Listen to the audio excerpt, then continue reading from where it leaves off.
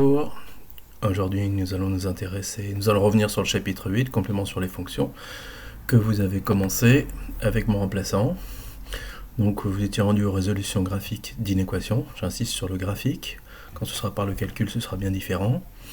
Vous avez vu avec mon remplaçant comment graphiquement résoudre des inéquations de la forme f de x inférieure ou égale à k. Dans cette micro-vidéo, nous allons nous intéresser à la résolution d'une équation graphique, toujours, de la forme f de x inférieure ou égale à g de x. Donc, lorsqu'il s'agit de résoudre graphiquement les inéquations de cette forme-là, ça sous-entend qu'on a besoin de la courbe de f, de la courbe de g, d'un graphique qui présente la courbe de f et la courbe de g. Donc c'est le cas ici dans l'exemple, nous avons ici la courbe de f, c de f, la courbe de g, c de g.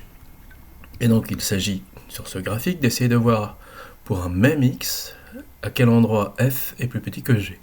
Par exemple, si on se place pour x égale 2, x, je vous rappelle que c'est en abscisse, horizontalement, pour x égale 2, nous voyons que f de x, c'est-à-dire f de 2 vaut 3, g de x, c'est-à-dire g de 2 vaut 4, donc f de x est plus petit que g de x. C'est le cas aussi pour 1,5.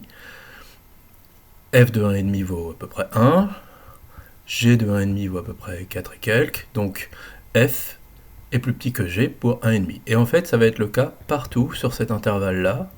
Nous allons avoir les valeurs de f de x qui sont inférieures aux valeurs de g de x.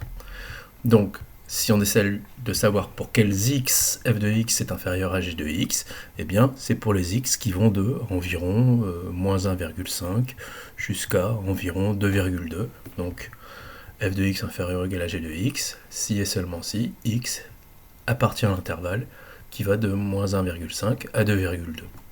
On peut aussi écrire que l'ensemble des solutions, c'est cet intervalle-là. On résout de la même manière les inéquations de la forme f de x plus grand que g de x.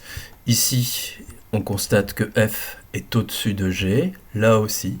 Donc si on cherche à résoudre l'inéquation f de x plus grand que g de x, eh bien c'est quand x est plus petit que 2,2 ou quand x plus petit que moins 1,5 pardon, ou quand x est plus grand que 2,2. Et donc la réponse s'écrit sous cette forme-là. F de x supérieur ou égal à g de x, si et seulement si x appartient à moins l'infini, moins 1,5, ça veut dire plus petit que moins 1,5, ou ça se met sous la forme d'union, 2,2 plus l'infini. Alors, si jamais les inéquations sont strictes, c'est-à-dire qu'il n'y a pas le ou égal, eh bien c'est ici que f de x égale g de x, c'est à ces deux endroits-là. Donc on exclut moins 1,5 et on exclut 2,2 quand c'est une inégalité stricte. Ainsi, par exemple, f de x est inférieur à g de x quand x est compris dans l'intervalle ouvert moins 1,5, 2,2. On exclut moins 1,5 et on exclut 2,2. Voilà, c'est comme ça qu'on fait et on reviendra dessus dans les exercices.